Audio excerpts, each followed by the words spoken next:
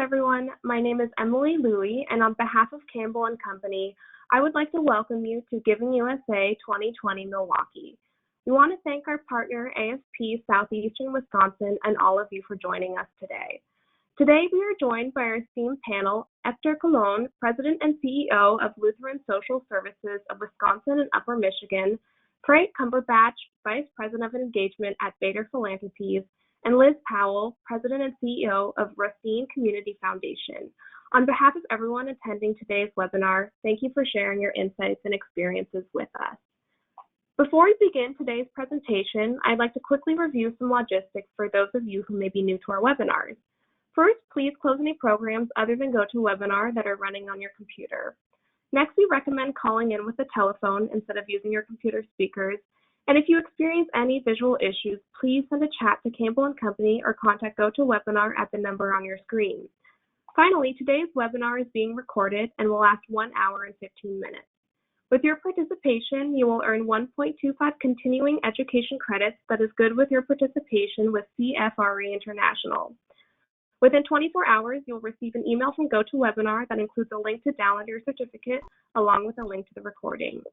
We do welcome questions throughout the webinar, so please use the questions box in the GoToWebinar control panel that should be on the right side of your computer screen. We'll also be holding time at the end of the webinar for Q&A. And now I'd like to introduce Jim Moore, President of AFP Southeastern Wisconsin. Good morning, everyone, and welcome. We want to thank Campbell Company for once again presenting this program with us for Giving USA 2020.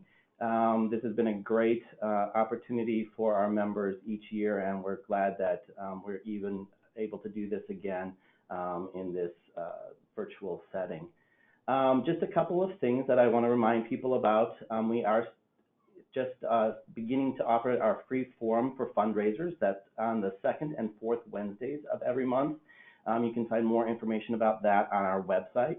You can also see on this slide that we're talking about our AFP idea. We're a 2020 champion thanks to AFP Global, but we also want you to get involved. So if you have interest in working on one of our committees, whether it's idea, membership, education, we encourage you to send an email to Erin at chapteradmin at afpsoutheastwisconsin.org, or you can find her email on our website as well.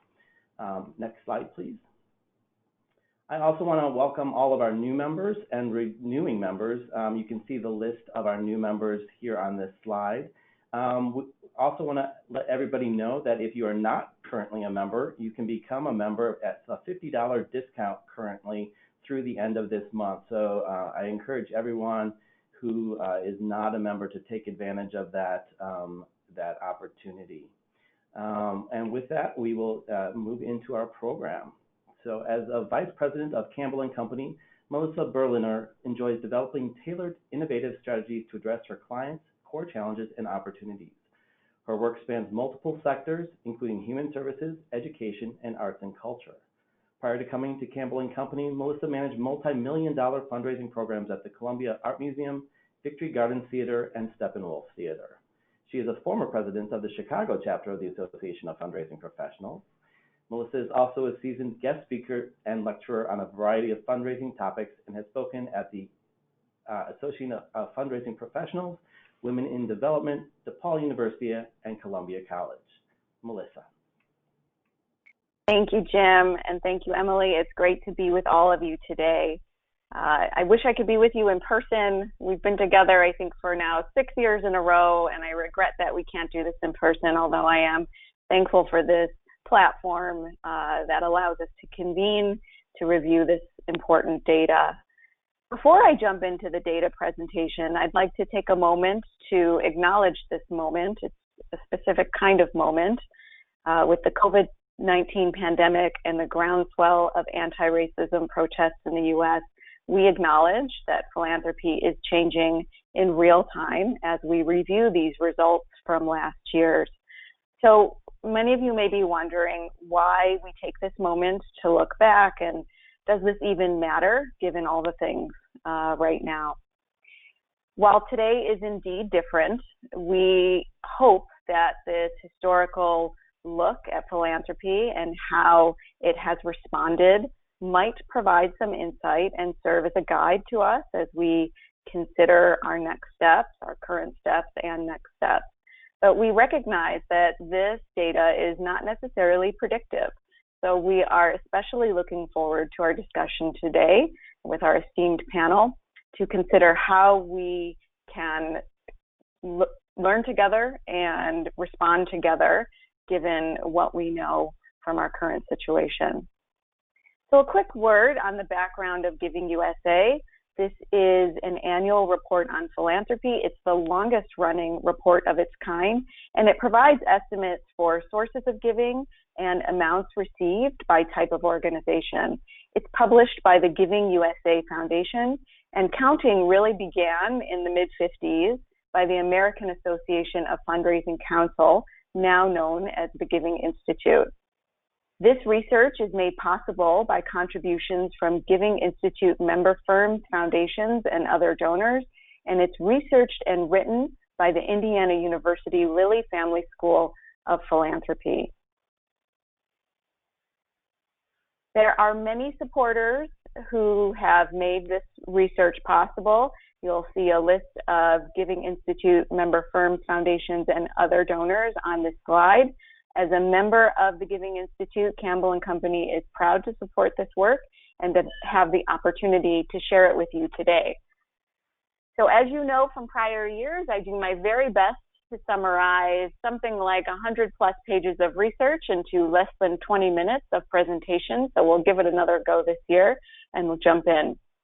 So in 2019, charitable giving in the U.S. reached almost $450 billion.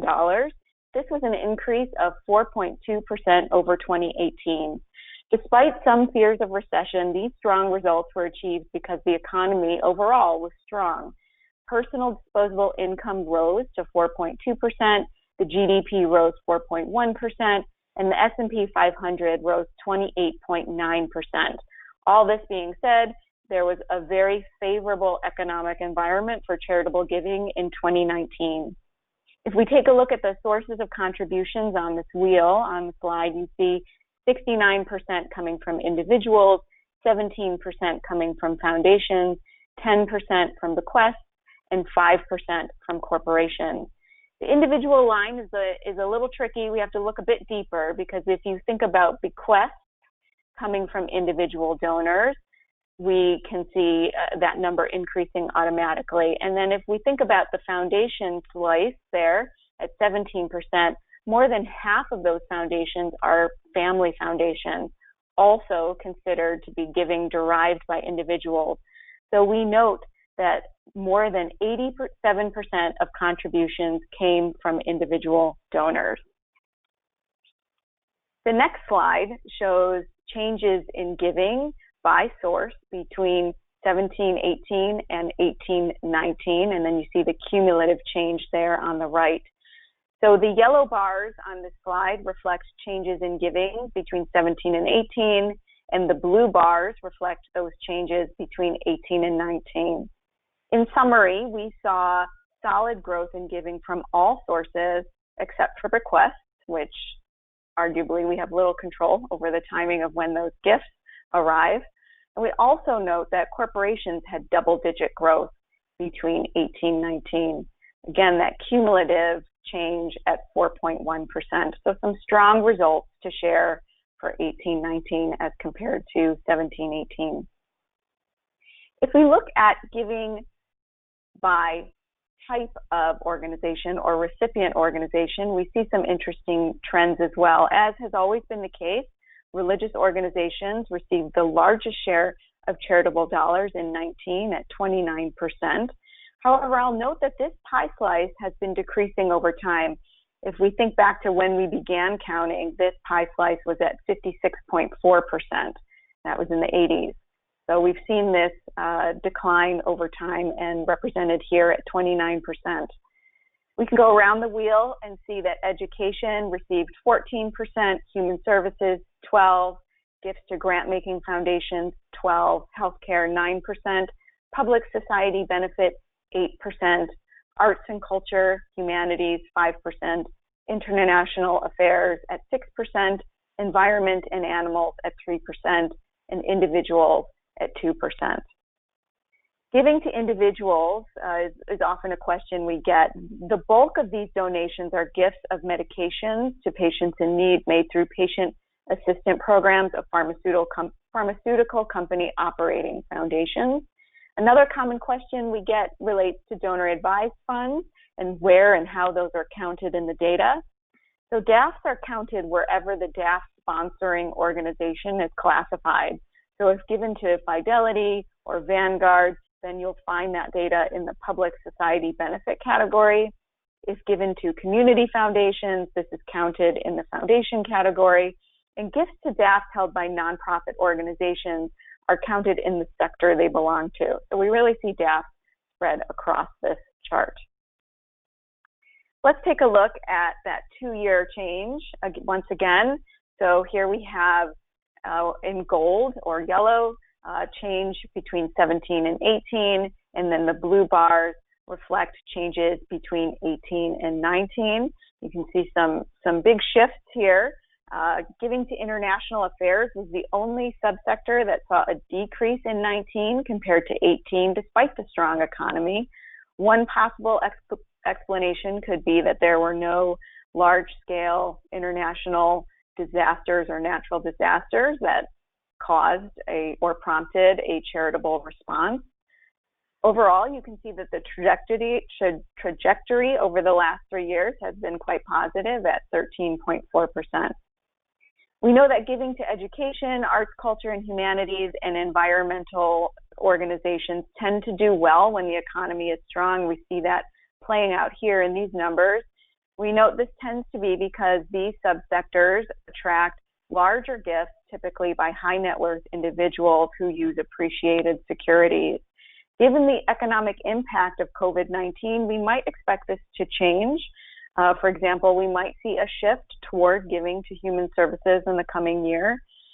And yet, with the economy shutting down, this is a unique kind of year, a unique kind of recession. I can say for my clients who represent the arts and culture space or the education space, those organizations that typically see a decline in recession year, so far we're seeing donor support coming out strong. I think donors are really aware of the closures that these organizations are facing and the economic challenges associated with those closures. And so far, we see that donors are showing up. So it'd be interesting to talk with our panel to get their take on how this might shift or change in the coming year based on what we know from prior down years. If we look at total giving between 79 and 19, you can see here in this chart, inflation-adjusted dollars are represented by the gray bars. Current dollars, you can see in that black dotted line, and then inflation-adjusted dollars in recession years are noted in that gold or yellow. There appears to be a decline in giving in 18. I want to point that one out because this is a non-recession year. Remember when we were all wondering what tax reform might do to giving? Well, I think we can see that playing out here. And this suggests that tax reform may have had a negative impact on giving. Another possibility is that while the stock market did well overall, that fourth quarter was particularly weak and may have caused some donors who typically give securities at the end of the year to pull back or hold on their giving. One thing we often take a look at is how giving tracks with the S&P 500. You can see there's a close correlation there between changes in total giving and values on the S&P 500 index. Stock market values are an indicator of financial and economic security, and households are more likely to give when the stock market is up. And we see that the direction of change and the robustness of growth in total giving generally lags slightly behind the S&P 500, and changes in giving are not as dramatic. So for me, this suggests that these pockets of difference create an opportunity to focus on donor retention. This is something we're going to talk about hopefully in our panel. We as a sector have been working hard on our donor retention numbers, and year over year, we see that we're losing as a whole nonprofit sector, about half of our donors. So what can we do in these down years or projected down years to really double down on retention and hold those cherished donors even closer to us? Finally, I always like to take a look at the number of nonprofits in our landscape. In 2019, the number of charitable organizations amounted to 1.3 million, a 3.2% increase over 17. The decline of 15.7% between the years 2010 and 11 is explained by the Pension Protection Act of '06. This act set the requirement for all nonprofit organizations, excluding religious organizations, regardless of size, to file tax returns beginning in '07. And in September of 11, over 200,000 charitable organizations lost their tax-exempt status for failure to file legally required documents for 3 consecutive years. So we did see a bit of a dip, but we've been climbing back up. And what this illustrates is that we are in a competitive industry, friends, a competitive but friendly industry. So we need to keep this in mind as we think about donor retention. If we're not reaching out to our donors, then it's highly likely that another nonprofit is. So what's next? This is something we're going to lean on our panel to help us unpack, but I wanted to share some initial observations to think about. We're all wondering how to respond in 2020, and this concern changes by the day, by the week. And so we offer a few points for you to consider here, and then we'll turn it to our panel to share some more. But for me, it starts with clarity around mission and the impact your organization has. It is more important now to really double down on your mission and define your impact in this competitive landscape, in this moment when donors want to feel productive agency around what's going on and they want to do something positive. Making a gift can be that action for them, but in order to compel them, we really have to help donors understand our impact in a very specific and concrete way. And part of this relates to building consensus around focus around where you want to be on the other side of the crisis. What's your North Star? What are you working toward? And do you have consensus as an organization and as a board, as a volunteer base around that North Star? And are you channeling all your efforts to get there? Part of this is knowing what your need is. So are you working toward a near-term solution? Do you need a bridge to get from here to there, and can donors help with that? Or are you considering transformation? Are you transforming how you do what you do in order to meet this current moment? And can donors help you with that? Or is it something in the middle? But understanding your need and being able to articulate that when a donor says, how can I help, is important and tricky, because I know we are all planning for A, B, C, D scenarios. Investing in virtual yet meaningful engagement. We have found that the ways we are engaging, they're changing, for better or for worse, and we need to be ready to meet donors where they are. That might be at home, that might be over Zoom. People have different comfort levels around in-person gatherings and one-on-one gatherings or small group gatherings. So we need to create virtual opportunities to keep that engagement high and to share that impact, share the need with our donors. So taking the opportunity to invest in those virtual platforms. I talked with one client the other day who said, how do I convert my gala to an online event? And I suggested that she was asking the wrong question. It's not about converting an existing engagement opportunity. It's about starting from scratch and coming up with something new that best leverages the virtual platform. And with that is a test and learn culture. We're not going to get it right every time. We're going to be trying new things. We're going to learn from those things, and then we're going to apply that learning in real time to the next thing. And I think there is so much permission and space for that test and learn approach right now that we all need to jump in. You've heard me talk about donor retention a few times and staying in touch. Can't say it enough how important that is. Part of this is recognizing that every donor is in a different place relative to giving, and we need to adjust our strategy accordingly. believe it or not, we're still doing feasibility studies for clients around the country and interviewing donors. And I regret to say that every donor is in a different place as it relates to giving. Some donors are ready to give big. Some donors want to make a small gift now and see what happens. And then we have many shades of gray in between. So we need to be ready as an organization to meet donors where they are and really take the time to know where donors are with their investment right now.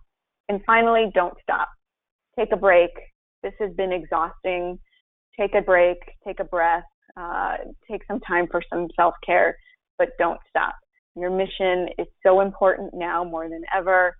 I shared with you that donors, people are looking for some productive agency to work through this moment, and our nonprofit work, our nonprofit sector really creates that opportunity for hope, for change, and your missions are just ever more important. So take a break, but don't stop. So with that, I'll stop talking so we can let our panel dig in, and I invite my panelists to turn on their camera to be with us. Take a moment for that. Great. Welcome, Hector, Liz, and Frank. We are so glad to have you today. Your bios, your full bios were provided as handouts for our webinar. So I will invite our audience to read your career highlights. They are impressive and many. Instead, I offer you an opportunity to introduce yourself, say a word about what you do, and the specific lens that you bring to this conversation today. So Hector, let's start with you. Thank you very much, Melissa, Giving USA, AFP, Jim, for allowing me to be part of this webinar on behalf of LSS. Thank you so much. LSS empowers people to live their best lives by offering a path of recovery for addiction and mental illness, a home that is safe and affordable, a family to thrive in, independence, and a life that is truly their own. Our impact is real. Every year, over 800 LSS Hero employees serve nearly 30,000 individuals in Wisconsin and Upper Michigan. Individuals who come with us with incredible odds stacked against them. With courage, we innovate services and compassionately deliver them with experience. LSS has over 138 years of proven results as a social service provider. Effectiveness, over 90% of the individuals served indicate that we have improved their quality of life. And we are efficient. LSS beats the industry average on the percentage of dollars raised that are applied directly to client care. My lens on this panel comes with a perspective of someone that grew up with very humble beginnings with incredible odds that were stacked against me. As a CEO of one of the largest nonprofit organizations in the Midwest who serves some of the most vulnerable in our community. And as a leader in the community with affiliations with the National Alliance of Strong Children and Families, Lutheran Social Services of America, the Leadership Network for the American Enterprise Institute, USA Boxing, M3, and the UW Board of Regents. Thank you so much for having me here today. I look forward to the discussion. Thank you. Thank you for that. Liz, on to you. Wow, that's a hard act to follow, Hector, but thank you to everybody for including me in today's discussion. I was born and raised in Racine. I've lived and worked and volunteered in Racine. And with all due respect to my prior employers, I've learned the most with volunteering.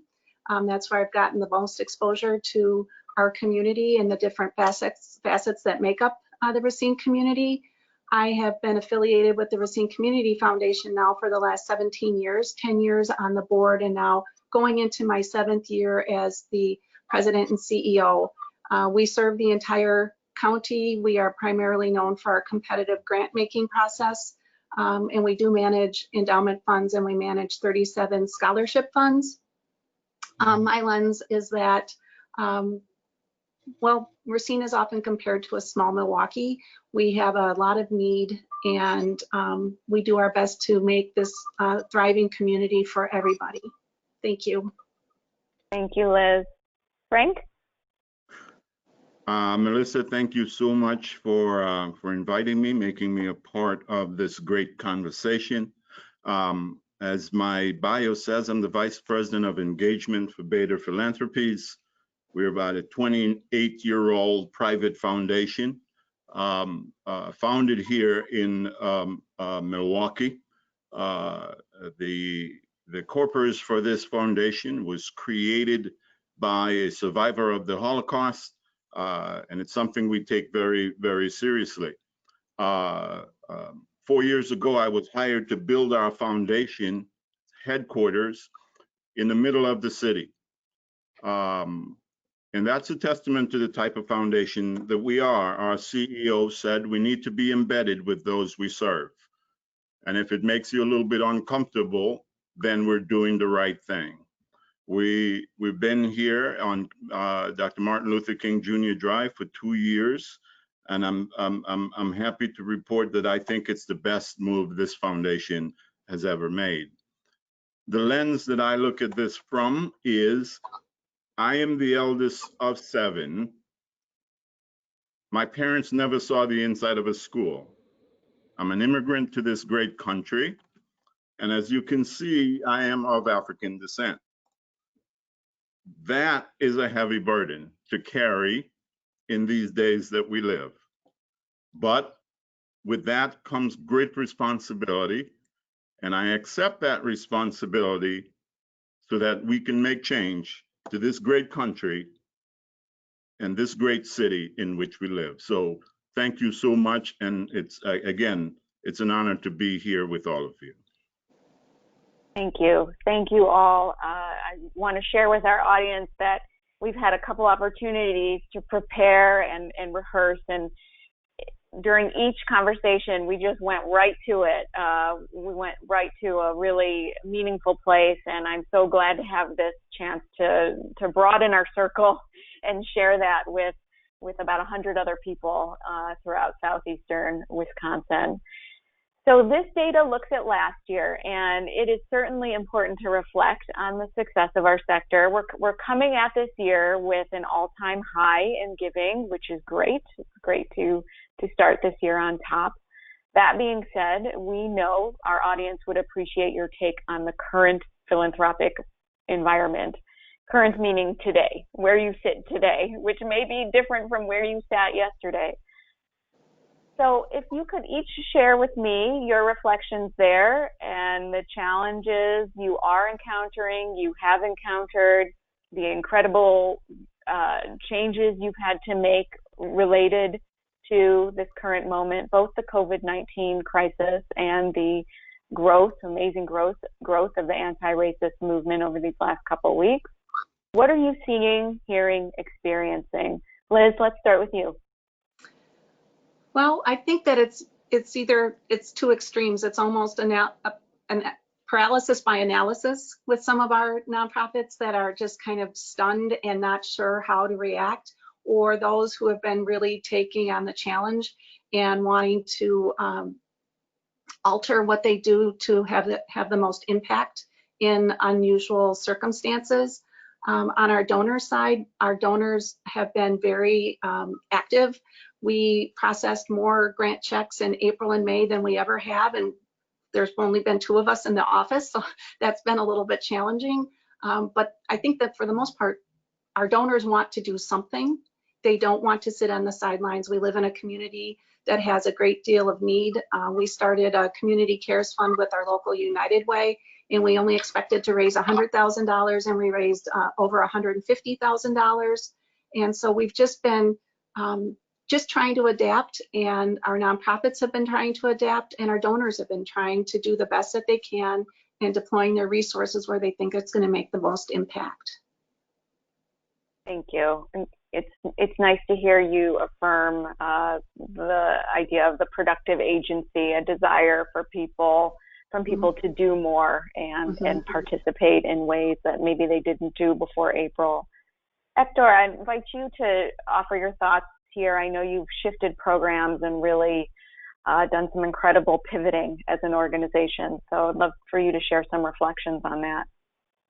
Thank you very much. When we got hit with this pandemic, it really was hard on our organization and really our sector. I remember the first week of March, I convened the executive committees of both of my boards, the foundation board and the operating board, to illustrate how we were anticipating losing $750,000 of revenue per month.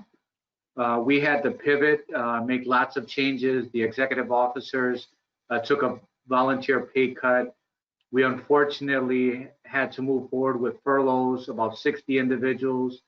There were an additional 60 individuals that were in our budget that we are not moving forward with.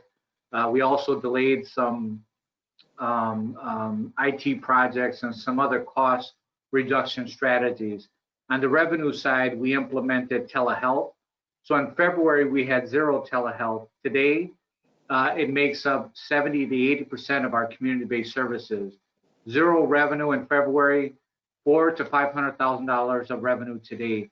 So quickly, my team really pivoted and implemented telehealth, which added significant revenue to the organization. But more important than that, it allowed us the vehicle to serve thousands of people in our community that truly need us now more than ever. So that was some of the things we've done. We've also divested of some programs as we've gone through this process.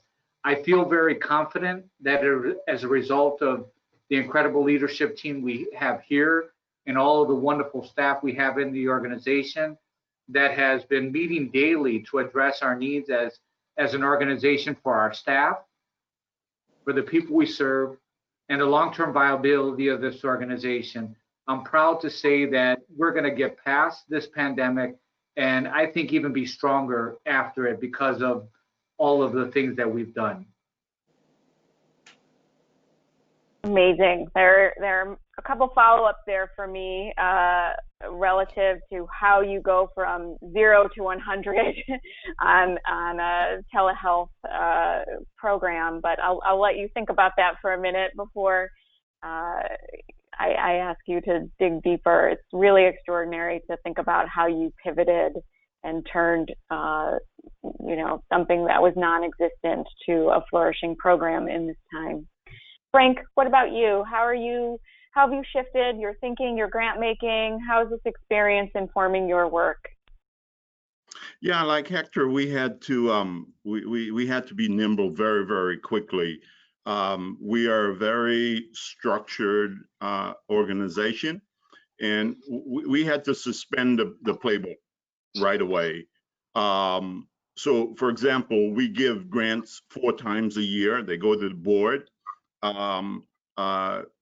Right away, as soon as it started to mount in Wisconsin, we made $1.3 million available to get out the door to our grantees or to any nonprofit that needed funds to keep their staff, keep services going. We got those dollars out to applicants, I think, within 3 days. We expedited those very, very quickly. We also, I'm on here with my title representing Beta Philanthropies, but I feel like I'm representing also the other philanthropic organizations in the city, because they too all quickly made some changes. GMF, Zilber, United Way, Beta, we came together quickly by creating the Greater Milwaukee Foundation called us together to create the Civic Response Fund so that we could really get our arms around what's really going on in the city, what are our nonprofits and the community needs. We brought some really, really wonderful, committed people, and I'm very proud to say that we've been very, very responsive to the needs of individuals, to the needs of the children, to the needs of institutions like MPS, etc., and of course our grantees. So it was a quick pivot, but we recognized right away that we needed to move very, very quickly if our nonprofits will stay in business, so to speak, through this rough. Thank you. So you talk about pivoting. I think that's a theme, a word we're going to say many times over in this session and beyond. This test and learn, or this pivot that we've all experienced, what have you learned from this that you will apply going forward? So what changes or practices will you keep, and how will you apply this learning going forward in your decision making relative to programs or grant making or donor engagement? Liz, let's start with you. You talked about the influx of donors. What have you learned from that experience, or anything else that you will carry forward? I think it's communication. I think it's communication with our donors, and I think I've learned so much from just talking to our grantees, finding out what they're doing, what their hardships are. I think it's we've worked really hard to develop good working relationships with our grantees. We want to be viewed as approachable. We don't want them to feel that they can't come to us and say, look, you gave us a grant for X and it's just not working out, and we'd like to do something different with it. And I think that Frank had talked about being nimble, and community foundations can kind of be set in their ways, and this is what we do, and this is why we do it, and this is how we do it. And I think with what's going on, we've had to look at that, re-examine it, and think about, okay, this is what we do, but we're really here to help the community. And as such, we need to make changes and adjust accordingly, and just be able to react and help as best we can. Not that we wouldn't have before, but I think that we just have to, we look at things a lot, or our leadership team looks at things a lot differently, and more of, okay, let's make an impact, let's make changes and do what we can do to help our community and help our nonprofits. I think it's communication and just being able to get out of the proverbial, this is how we've always done it routine, which there's comfort in that, and you can be uncomfortable when you make some big changes. So I think it's just being able to look at things and make changes accordingly. That's no small feat, right? Communication is something we are working on all the time, every day, and a change culture is one that is not easy to embrace and keep moving forward. Frank, you talked about this change culture a bit. You rewrote the playbook, you said a couple minutes ago. So in that rewriting, what are you going to keep? How will that apply going forward, and what have you learned from that? Well, the playbook, the new one started out as being temporary. We thought, we're just going to react to what's going on. But in the midst of that, we're learning a few things that we could keep. For example, we've never had a board meeting over Zoom. Well, the board members loved it. They were in their pajamas, you sit with your coffee in front of the TV and you have a board meeting. They're like, well, let's keep that. We do it. Let's do that a couple times a year. So a few things like that. We really getting strict and strong on metrics. We really feel that we have to measure the impact. Let's talk about impact. That's where we are now. It's about, if we're putting dollars into the community, we want to really, really know what those dollars are doing. So how do we do that? On the engagement side, we have to wear out some shoe leather by being in the neighborhood, being with people, and trying to really understand what are their needs. I know we have nonprofits here listening, but listen, the development person can put that nice glossy brochure together, right? It's so pretty, you can't, you get giddy looking at it. Everything looks so nice. But we are going a step further to say, is that really what the people need? So we're drilling down a little further. And then we're getting involved a little more in the community. So for example, we have protests going on in about every urban community, or even suburban community. You have some protests. Well, we believe the protesters have a right to do so. So you know what? They need to eat and they need supplies. And we need to really try to figure out how we make this a little comfortable for them. So we're getting a little more involved in what's going on so that we can make some progress. And then the final thing is we believe we heard the call. The call from what has happened in our country is a call to action. No more words, okay? We're done speaking. We need to act. And so we believe as a philanthropic organization, we need to push a few things within our legal boundaries, of course, to completion, to make some systemic changes in what has prevented people of color from achieving their fullest potential. So we're getting engaged now. So dollars alone isn't going to do it. We need to be there.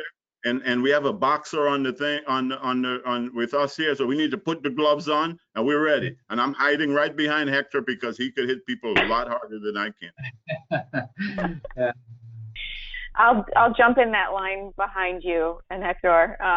So thank you for talking about that engagement and authentic engagement, whether it's being authentic because you're sitting at home on a Zoom call in your pajamas, or being authentic because you're looking beyond the glossy brochure to really understand the need. You talked a lot about authenticity and engagement and impact, and that is really important. Thank you. Hector, okay, so I've given you some time to think about how you manifested a new revenue generating program during this time, and anything else that you've done to really pivot and change. What have you learned from that you will apply going forward? Yeah, so I would boil it down to three things that we really experienced while going through this pandemic, and things that are very valuable lessons for us to move forward on. And one is adapt.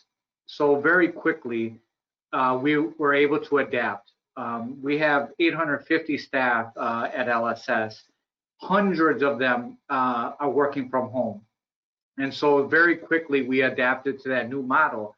That required sacrifice for us. It required sacrifice for our staff and the people we serve. And that was very quick that we were able to pivot that way. We were also able to adapt our staffing models consistent with productivity and impact. And that is something that we were also quickly able to do. We were also able to innovate, and that was through telehealth specifically. And you asked, how are we able to do that so quickly? And I would say that it's because of the servant-led hearts that exist within this organization that were so overwhelmingly concerned about the thousands of individuals that needed us now more than ever. So they wanted to make sure that we could innovate as quickly as possible to serve these individuals.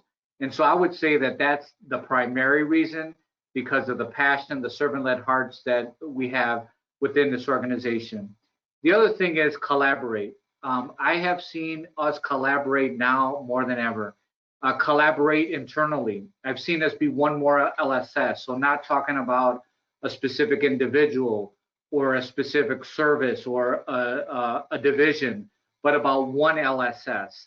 How are we going to help each other? Different programs, giving solutions to other programs to help them advance ultimately for the people we serve. So that's been great. Also collaboration with our contracted partners, counties and state, in very robust ways, where they have heard our pleas and given us higher reimbursement rates. But we also have helped them. Now through telehealth, in the past, maybe we didn't provide services to them. Now with the platform of telehealth, we can make a difference in their communities. So that's been great. And lastly, collaboration with our donors. We've really moved forward in a robust way towards donor engagement, letting them know our significant challenges, letting them know, you know, the challenges that we were going to face and how we needed their help. And they have responded very well, whether it be a foundation that has given us flexibility, such as Bader Foundation and Frank, with the grants that we had with them, or individual donors just coming in and calling us and asking us how can they help us, both with money as well as their moral and spiritual support. So I'd say our ability to adapt, innovate, and collaborate is something that we've seen as we've gone through this process, and something that we want to continue. For example, we've had very frequent meetings in the organization, in fact, daily, with leaders to discuss our challenges, opportunities, how can we help each other, any questions that our staff have, and being very responsive to trying to address their questions as quickly as possible. And what we learned is that we really have bonded through this time. And we want to make sure that we have those vehicles to communicate in the future. So not only now as we're going through this pandemic, but how do we stay closely connected as we move forward? And we want to think about how that looks like in the future.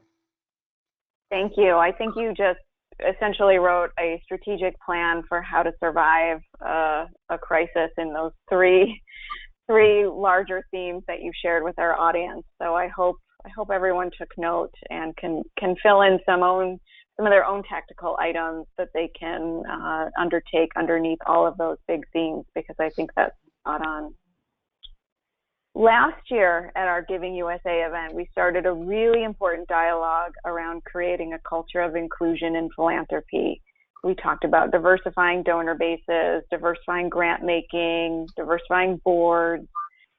We even talked about adapting an institution-wide change framework within your organization to support diversity, equity, inclusion, and access. This question feels even more important this year and in this moment today. So I want to invite you all to reflect on that, continue that dialogue from last year.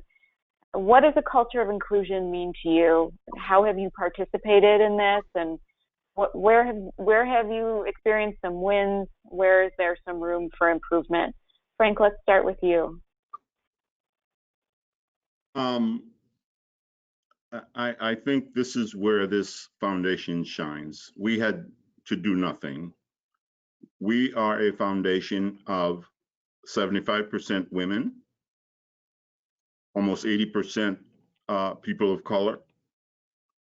And so from the beginning,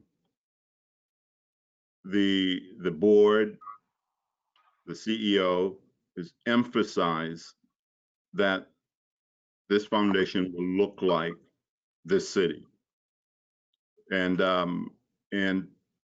you know, we take a lot of pride in that. We really do. But we went one step further because of the diversity of the people. We wanted to have a diversity of mindset. So we instituted a learning strategy called Outward Mindset from the Arbinger Institute in Washington, D.C., where we're all learning, first of all, by going through this process, but then teaching as to how do we see each other as people first? How do we recognize those that we serve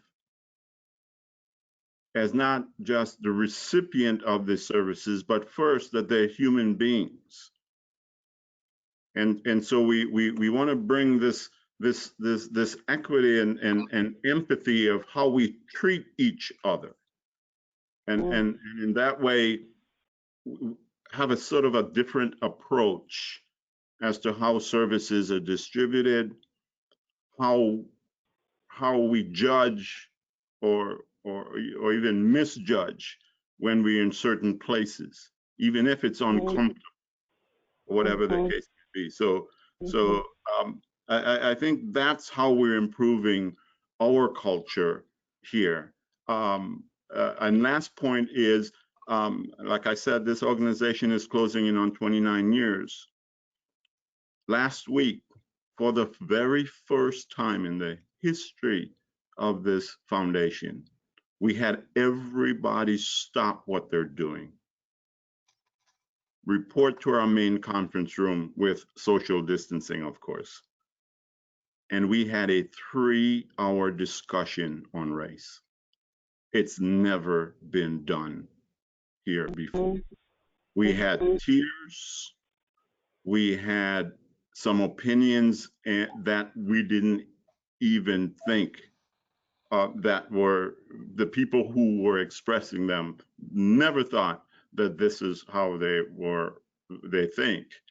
But in the end, what we were unanimous about is that those points were important for us to move forward as an organization. Thank you. Thank you for sharing that and sharing a more personal experience within your foundation and the brave step you took to have that conversation. Liz, how about you? Well, when I thought about what a culture of inclusion means to me, and I think it's for the foundation, is that everybody is successful and everybody is comfortable, whatever that means to that individual. As far as our foundation's always looking to improve and diversify our board members, our committee members. It's a work in progress. But what we want to make sure that we do is that we are very inclusive in our grant making, that we make sure that we are granting to maybe brand new nonprofits with people of color in their leadership positions, helping them as best we can. We've been viewed as a resource in our community for nonprofits that are starting out to help guide the way to success. And I'm very proud of that, that's where we are in our community. It's a work in progress for us. Even though we'll be 45 years old in August, when there's leadership change, there's different emphasis. And right now, I think our emphasis is on having us reflect our community, because we are obviously a community foundation, and we do that. We can do that with who's on our board, who's on our committees, and then in our grant making processes. Thank you. Mm-hmm. Hector, how about Yes. you? What does a culture of inclusion mean to you, and how have you participated? What have you learned? Yes, thank you very much for the question. I want to start off by saying I love Lutheran Social Services of Wisconsin and Upper Michigan. And I want to, all the listeners here, I want to make you love LSS too. So LSS is a wonderful organization. They moved forward 3 years ago when they hired me. I'm the first non-Lutheran, non-pastor, non-Norwegian to run the organization in over 138 years. So that was a huge step for the organization. At the time, we had 0 board members that came from minority backgrounds. Today we have 6, and we're on pace. I'm sorry. Today we have 2. I'm glad to say Frank is one of them. And we're on pace by next year to hopefully have 6. So lots of strides that we're making there. Diversifying the team at the top as well is something that's been a focus of ours. So we're very happy with the progress we're making, but more needs to be done, and we're working on that right now. And with the George Floyd situation, I wrote a piece on this that really focused on the human dignity of not only this individual, but all individuals, but specifically African-American individuals that face racial and ethnic injustices in our society.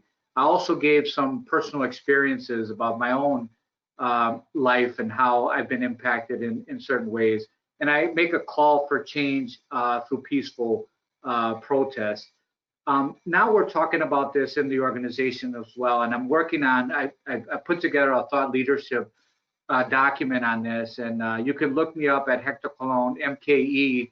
We'll be releasing it soon through social media as well as through a couple business channels.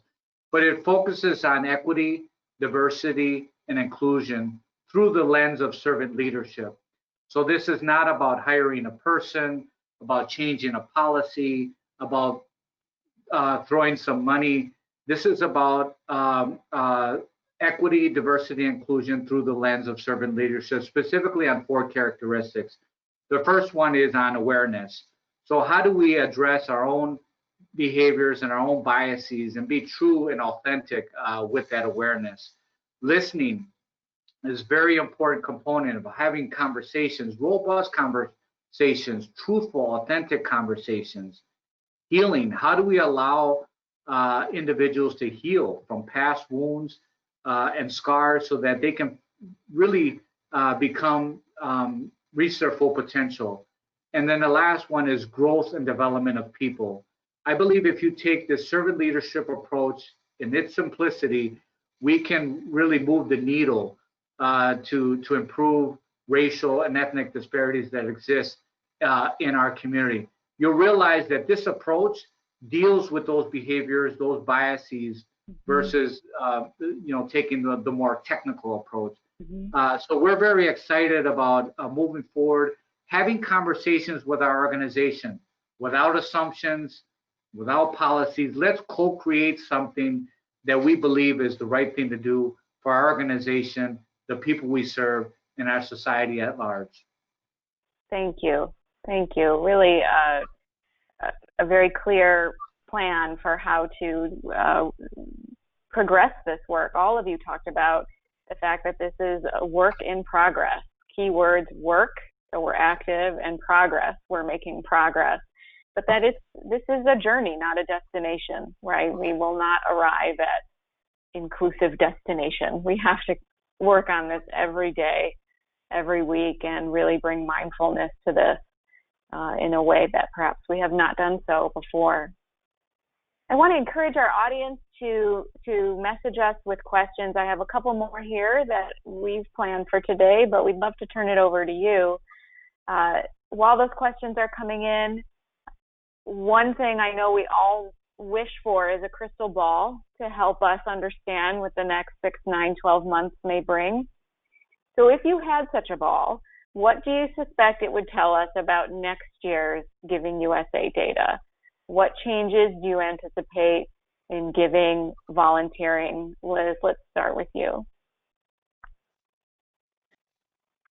Well, I do wish I had a crystal ball. I think that the 2020 data there probably will be a spike around this time with COVID and with the civil unrest.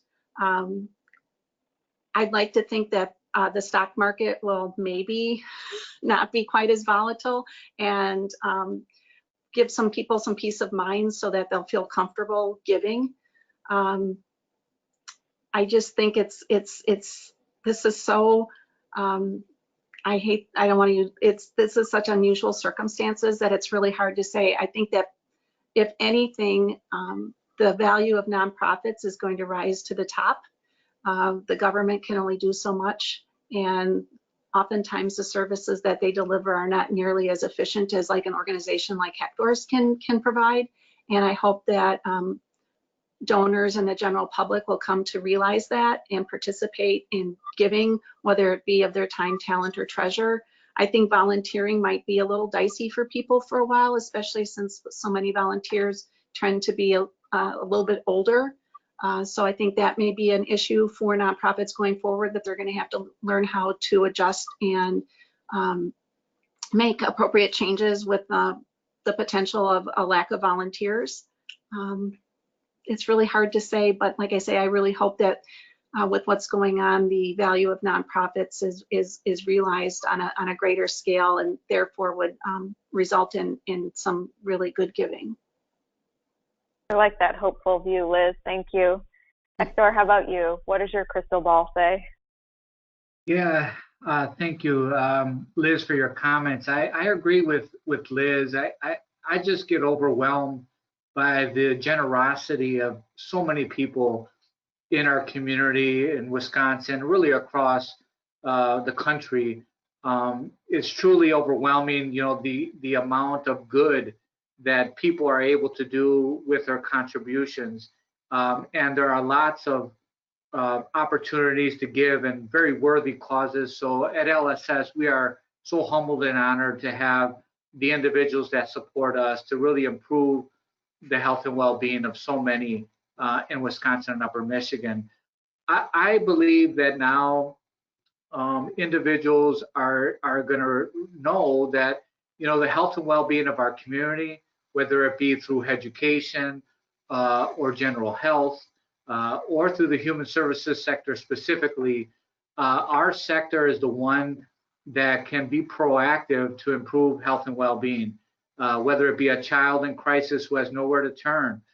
Maybe it's in the school-based mental health program. We can get to those kids early. This is early intervention and prevention that'll lead to better health and well-being, that'll lead to better health indicators later on in life. We're also involved in social justice. So for example, LSS, we provide programs for kids that penetrate the criminal justice system.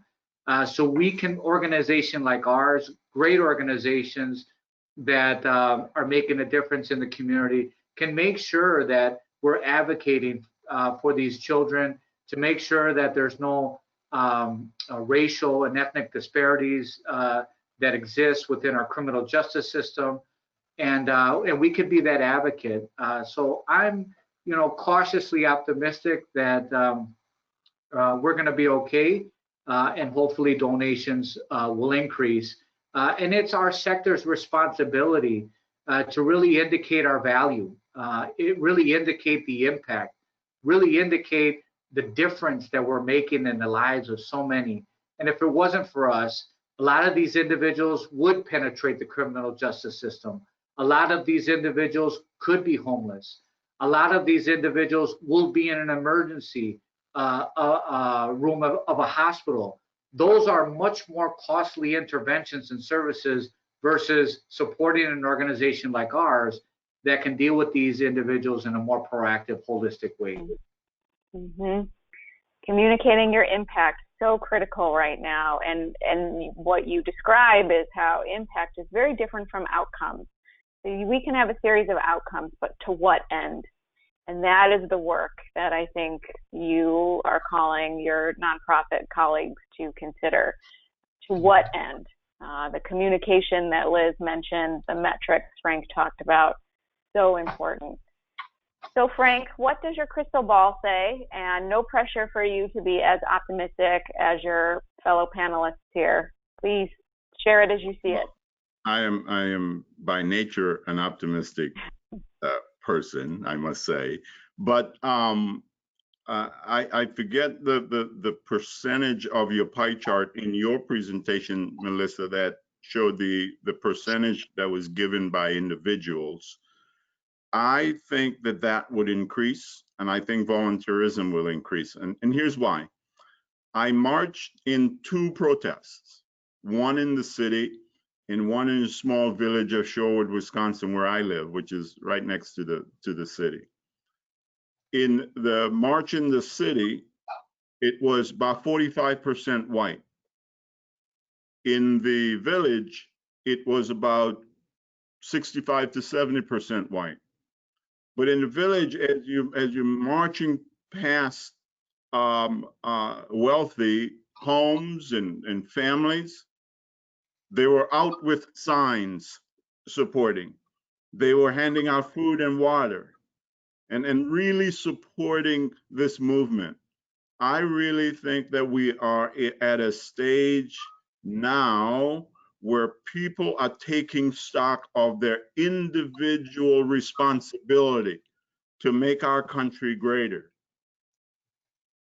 I heard people saying the moonshot for this country is that we have a more equitable and sustainable nation. And I think those who have the means to donate are really looking within about what they will do for their contribution as we cross the chasm into a different part of our future here. So that's my indicator that I think I'm excited to see what you put forward in 21. Great. Well, then I think that's you saying that you'll join our panel again next year, right? I think that was an affirmation of participation. Maybe not so much. We can talk about it. I think we have one question so far from our panel. So Emily, I'll turn it to you, and then we can wrap it up. Great, thank you. This question is, how do you stay neutral yet honor donors with varying opinions, feelings, and actions? Ooh, how do you stay neutral and honor the donors who may swing left or right from neutral? Really great question. Any of my panelists want to jump in, or would you like me to call on you? Well, for us, it really doesn't apply because we do not take donations. We are a self-funded foundation. We get our allocation annually from our trust, and so. But if we did, again. I think we are disciplined enough to be able to focus on where we serve and how we apply those funds versus making judgments about how the donor lives his or her life, or what else do they support. Mm-hmm. Mm-hmm. Yeah, I think people want to be heard, right? So recognition of hearing them and acknowledging where they are, even if you're not revealing what you believe or agreement with where they are. But Hector, you mentioned publishing some pieces for a piece recently. Do you have insight here on how you can be neutral as an organization, but embracing of all opinions held by your donors? Yeah, good point.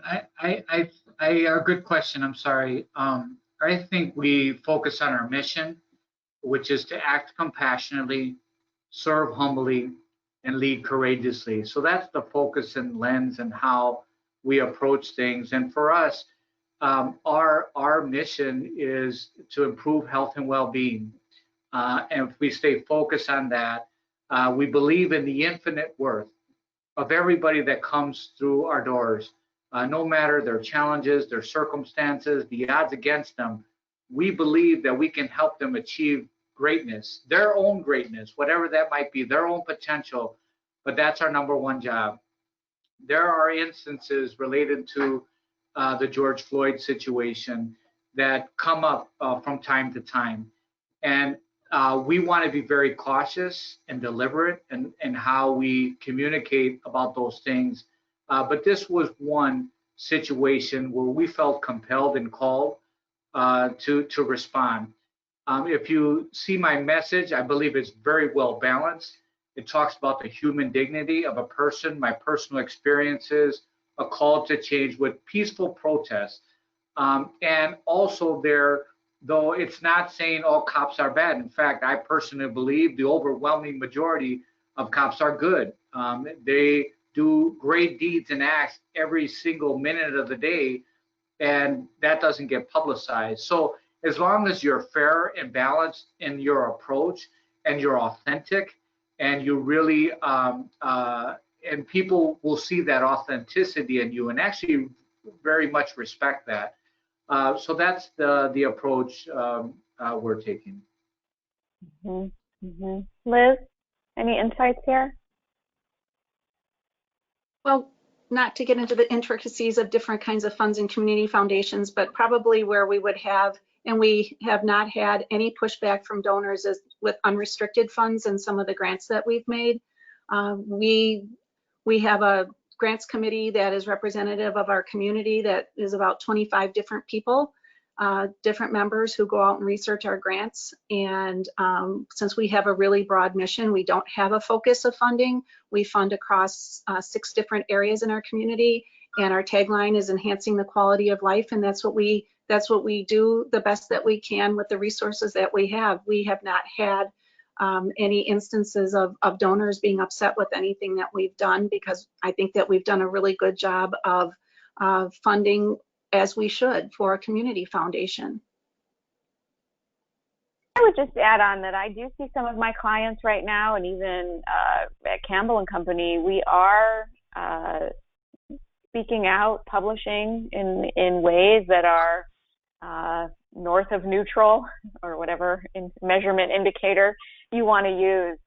I think that my clients who are doing this, and even for us at Campbell, we are aware of the risk, embracing of the risk, and accepting of the outcome. So we're walking into this conversation intentionally and with agreement and alignment around how this voice we're using not only supports our mission, advances our mission, but also that of those we serve and our clients. And I know my clients are the same. So after you said there are moments where there is a question to answer relative to your neutrality and where you go with it. And I think it's important to do that work internally and decide, as an organization, collectively, where you want to be and